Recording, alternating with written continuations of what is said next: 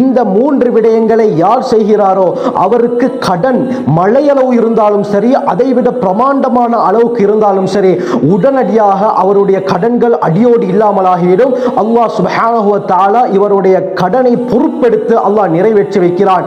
அந்த 3 விடயங்கள் என்ன, அதை பற்றித்தான் இந்த பதிவிலே நாங்கள் தெளிவாக பார்க்க இருக்கோம். அல்ஹம்துலில்லாஹி ரப்பில் ஆலமீன், அஸ்ஸலாத்து வஸ்ஸலாமு அலா ரசூலில்லாஹி அம்மா பஅத். கண்ணியத்திற்குரிய இறைவனின் நல்லடியார்களே, அல்லாஹ்வின் சாந்தியும் சமாதானமும் என்றென்றும் நம் அனைவர் மீதும் உண்டாவதாக.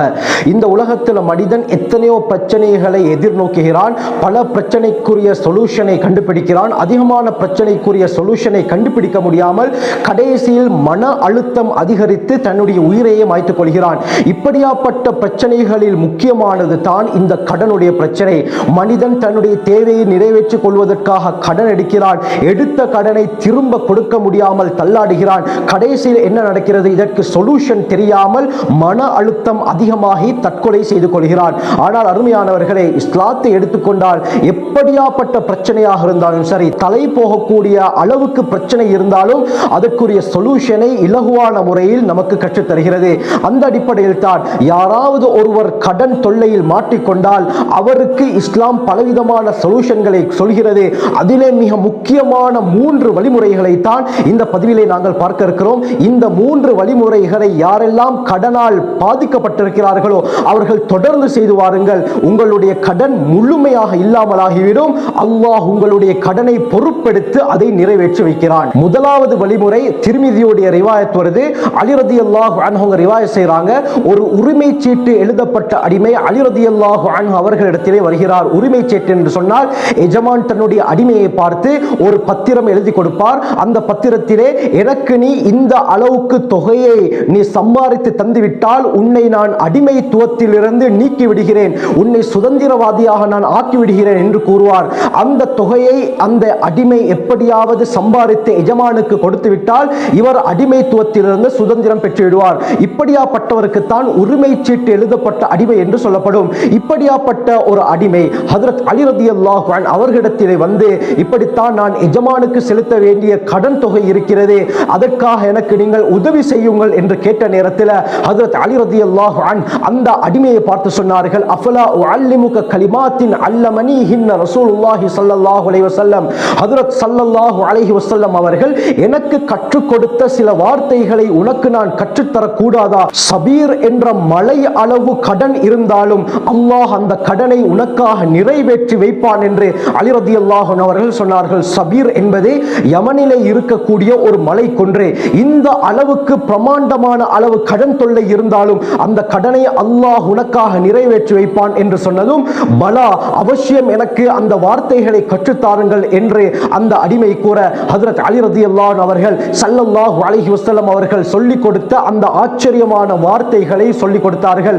அல்லாஹும்ம க்ஃபினி பிஹலாலிக அன் ஹராமிக வஅக்னினி பிஃபضلிக அம்மன் சிவாக் என்பது தான் அந்த வார்த்தை. அருமையானவர்களே, அல்லாஹும்ம க்ஃபினி பிஹலாலிக், யா அல்லாஹ் உன்னுடைய ஹலாலை கொண்டு என்னை போதுமானவனாக ஆக்கிவிடு.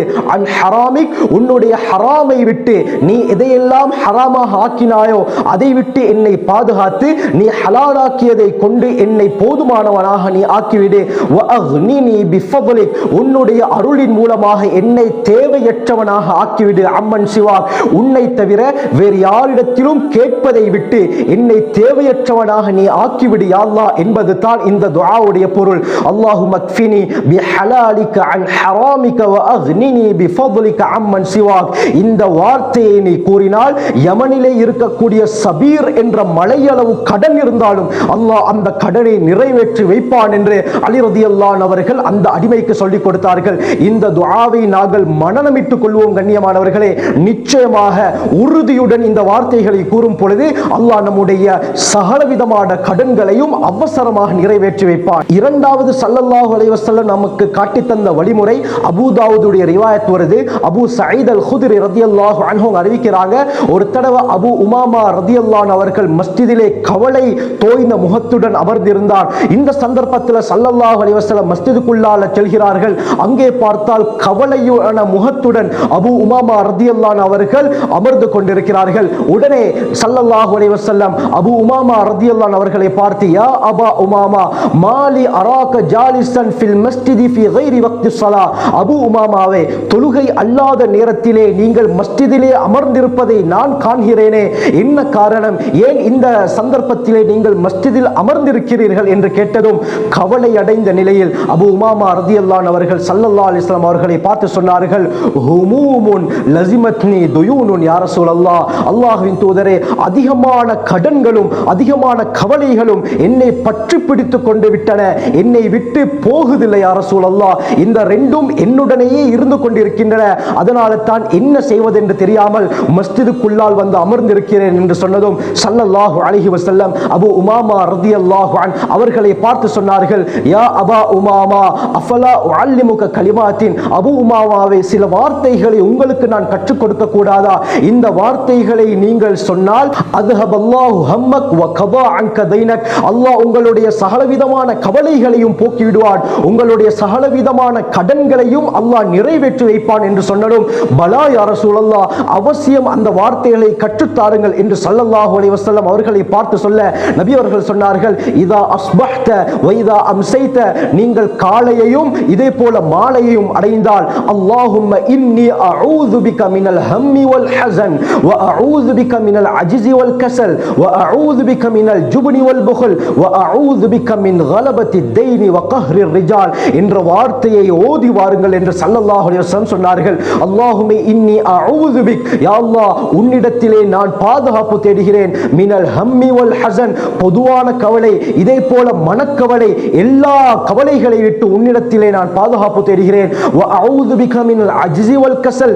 இதே போல சோம்பேறித்தனத்தை விட்டும் இயலாத தன்மையை விட்டும் உன்னிடத்திலே நான் பாதுகாப்பு தேடுகிறேன். வ அஊது பிக மினல் ஜுப்னி வல் புக்ல், இதே போல கஞ்சத்தனத்தை விட்டும் கோழைத்தனத்தை விட்டும் உன்னிடத்திலே நான் பாதுகாப்பு தேடுகிறேன். வ அஊது பிக மின் கலபத்தி தைனி வ கஹ்ரி ரிஜால், மனிதர்கள் மிகைப்பதை விட்டும் இதே போல கடன் சுமைகளை விட்டும் உன்னிடத்திலே நான் பாதுகாப்பு தேடுகிறேன் யா அல்லாஹ் என்ற துஆவை ஸல்லல்லாஹு அலைஹி வஸல்லம் அவர்கள் கற்றுக் கொடுக்கிறார்கள். அபு உமாமா ரலியல்லாஹு அன்ஹு சொல்றாங்க, நபி அவர்கள் சொன்ன பிரகாரம் இந்த வார்த்தையை காலையும் மாலையும் நான் ஓதிக்கொண்டு வந்தேன், அல்லாஹ் என்னுடைய கவலைகளையும் அடியோடு இல்லாமல் ஆக்கினான், என்னுடைய எல்லா விதமான கடன்களையும் அல்லாஹ் நிறைவேற்றி வைத்தான் என்று அபு உமாமா அல் பாஹிலி ரலியல்லாஹு அன்ஹு சொல்றாங்க.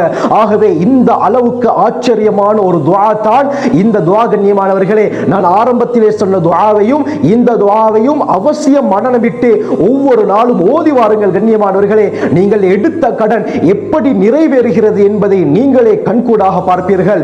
அடுத்து மூன்றாவது முக்கியமான ஒரு வழிமுறை தான் அல் இஸ்திக்ஃபார், பாவ மன்னிப்பு தேடுவதே. எப்படியாப்பட்ட கடனாக இருந்தாலும் சரி, எப்படியாப்பட்ட கவலையாக இருந்தாலும் சரி, நாங்கள் தொடர்ந்து இஸ்திக்ஃபார் செய்யும் பொழுது அல்லாஹ் அந்த கடனை நிறைவேற்றி வைக்கிறான். இப்னு அப்பாஸ் ரலியல்லாஹு அன்ஹு அவர்களுடைய ரிவாயத் இப்னு மாஜாவில் வருது, ஸல்லல்லாஹு அலைஹி வஸல்லம் சொன்னார்கள், மன் லஸிமல் இஸ்திக்ஃபார, யார் இஸ்திக்ஃபாரை பற்றி பிடித்துக் கொள்கிறாரோ ஜஅலல்லாஹு மின் குல்லி ஹம்மின் ஃபரஜா, சகலவிதமான கவலைகளை விட்டு வெளியேறக்கூடிய பாதையை அல்லாஹ் அவருக்கு காட்டுவான். அது குடும்ப ரீதியாக ஏற்படக்கூடிய கவலையாக இருந்தாலும் சரி, மனைவி மூலமாக, குழந்தைகள் மூலமாக, வியாபாரம் மூலமாக, இதே போல கடன் மூலமாக, எப்படியாப்பட்ட கவலையாக இருந்தாலும் இஸ்திக்ஃபார் தொடர்ந்து செய்வதன் காரணமாக உள்ளத்திலிருந்து அல்லாஹ் அந்த சுமையை நீக்கிவிடுவான். இதே போல வமின் குல்லி தீக்கின் மக்ரஜா, ஒவ்வொரு நெருக்கடியிலிருந்து வெளியாகக்கூடிய பாதையையும் அல்லாஹ் ஏற்படுத்துகிறான். கடன் என்பது ஒரு நெருக்கடி. கண்ணியமானவர்களே, எம்மை நிம்மதியாக வாழ விடாது. எப்பொழுதுமே கடனுடைய யோசனை இருக்கும். எப்படி இந்த கடனை திருப்பி செலுத்துவது, யாரிடத்தில் கேட்பது என்ற பல யோசனை இருக்கும். இப்படியாப்பட்ட நெருக்கடிகளை விட்டு அல்லாஹ் பாதுகாக்கிறான் இஸ்திக்ஃபார் செய்வதன் மூலமாக.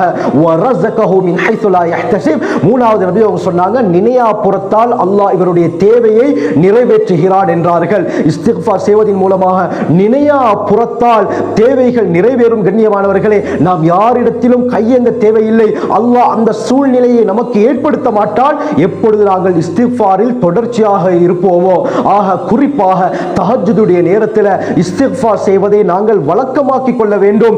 இந்த அமலை, இந்த இஸ்திக்ஃபாரை தஹஜ்ஜுடைய நேரத்தில் குறைந்தது 500 தடவையாவது செய்து வாருங்கள். உங்களுடைய தேவைகள் எப்படி நிறைவேறுகிறது என்பதை கண்கூடாக பார்ப்பீர்கள். உங்களுடைய கடன்கள், உங்களுடைய கவலைகள், உங்களுடைய நெருக்கடிகள் எப்படி உங்களை விட்டு இல்லாமலாக்கப்படுகிறது என்பதை நீங்கள் உணர்வு பூர்வமாக அறிந்து கொள்வீர்கள். கண்ணியமானவர்களே, ஆகவே நான் சொன்ன இந்த 3 விடயத்தை நீங்கள் தொடர்ந்து செய்தால் மலையளவு என்ன இந்த விண்ணை முட்டக்கூடிய அளவுக்கு கடன் இருந்தாலும் சில தினங்களிலே அல்லாஹ் எல்லா கடன்களையும் நிறைவேற்றி வைப்பான். கடன் நிறைவேறும் என்று நபி அவர்கள் சொல்லவில்லை, அந்த கடன்களை அல்லாஹ் பொறுப்பெடுத்து நிறைவேற்றி வைப்பான் என்று சொன்னார்கள். ஆகவே இந்த அமல்களை தொடர்ச்சியாக செய்து அல்லாஹ்வுடைய நெருக்கத்தை பெற்று அவனுடைய வாக்குறுதிகளில் உண்மையான நம்பிக்கை உள்ள அடியார்களாக மாறுவதற்கு அல்லாஹ் கிருபை செய்வானாக. ஜஸாக்குமுல்லாஹு கைர். வாஹிரு தஅவானா அல்ஹம்துலில்லாஹி ரப்பில் ஆலமீன்.